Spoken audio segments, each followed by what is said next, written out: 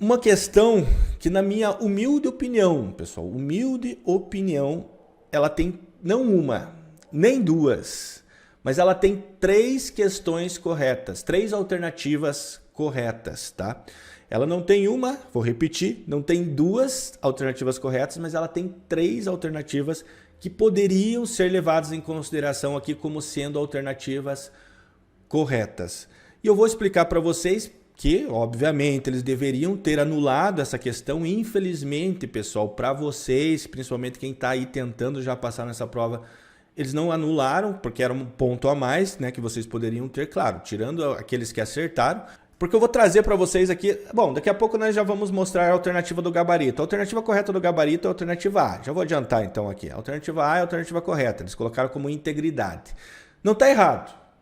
Porém, a alternativa B vocês poderiam muito bem marcar também de forma correta. E a alternativa D vocês também poderiam marcar de forma adequada. Tá? Eu vou mostrar para vocês o porquê. Antes, vamos entender o que a questão está pedindo.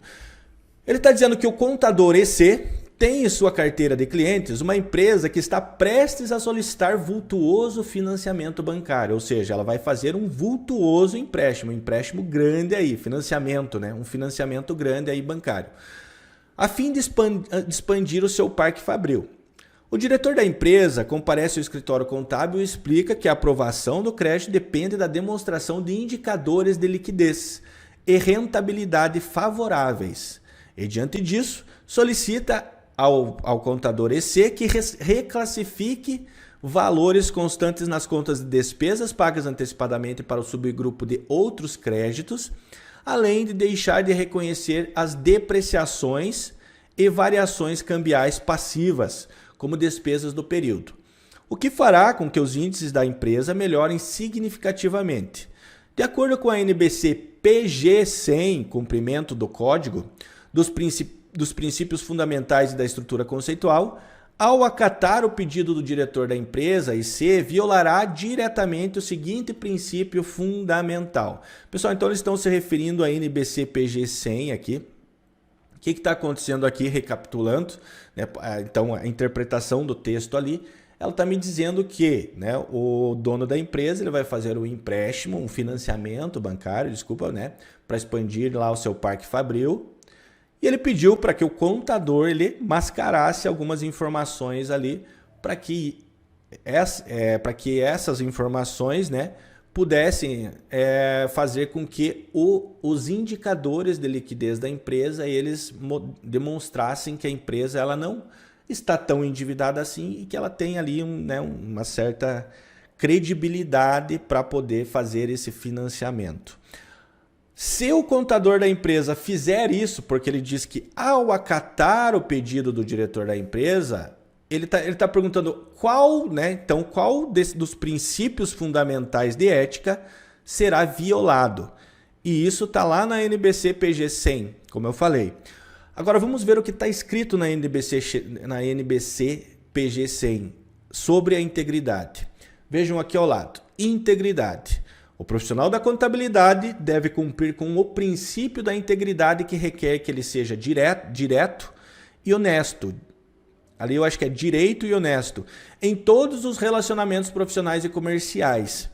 Integridade implica negociação justa e veracidade, ou seja, verdade.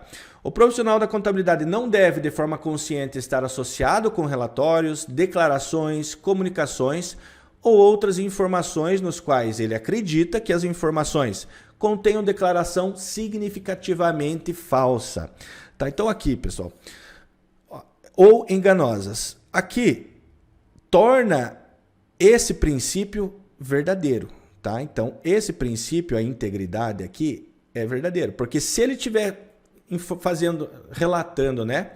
Contenham, então, nas declarações significativamente informações falsas ou enganosas, isso quer dizer que é exatamente o que ele estaria fazendo ao acatar o pedido do dono da empresa.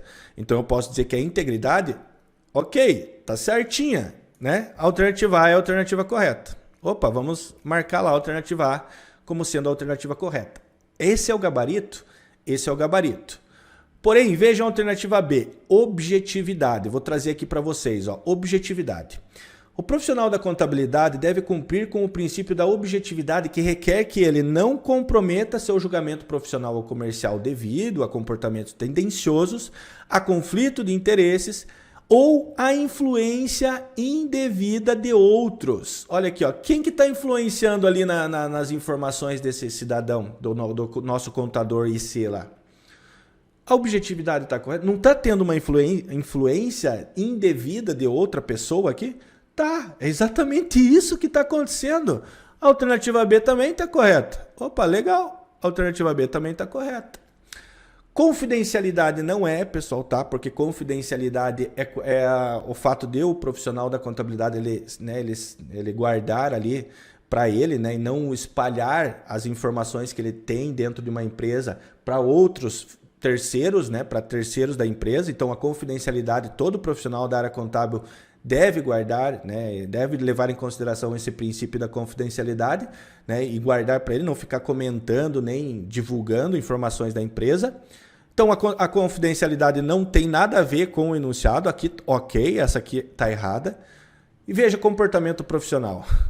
Comportamento profissional. O profissional da contabilidade deve cumprir com os princípios do comportamento profissional, que requer que ele cumpra com as leis e os regulamentos pertinentes e evite qualquer conduta da qual ele tem conhecimento ou deveria ter conhecimento que pode desacreditar a profissão.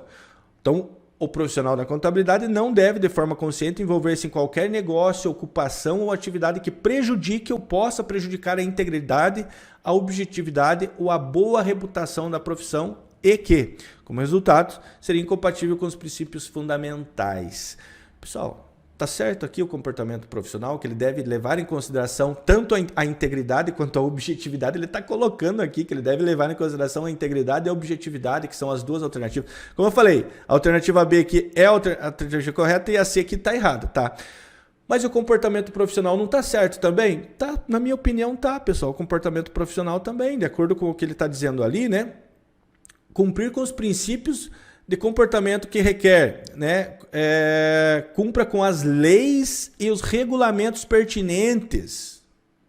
Pessoal, se ele fizer o que o cara está pedindo para ele fazer, mascarar as informações contábeis, né, fraudar as informações contábeis, modificar as informações contábeis de forma errônea, ele não está descumprindo as leis e os regulamentos, ele não está tendo um comportamento profissional diferente daquilo que ele deveria ter. Então a alternativa D não está correta, pessoal. Está correta. Tem 3 alternativas corretas aqui, tá? Agora vamos voltar. Só quero mostrar para vocês aqui, pessoal, uma coisa que, olha, chega a ser ridículo, tá? Ridículo. Chega a ser bizarro, melhor dizendo, né? O que eu vou mostrar para vocês aqui. Vejam aqui, pessoal, eu vou mostrar para vocês a resposta ao recurso.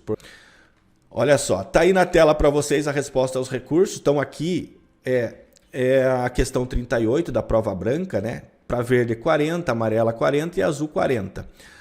Ele diz aqui, ó, veja aqui, ó, recurso improcedente, né?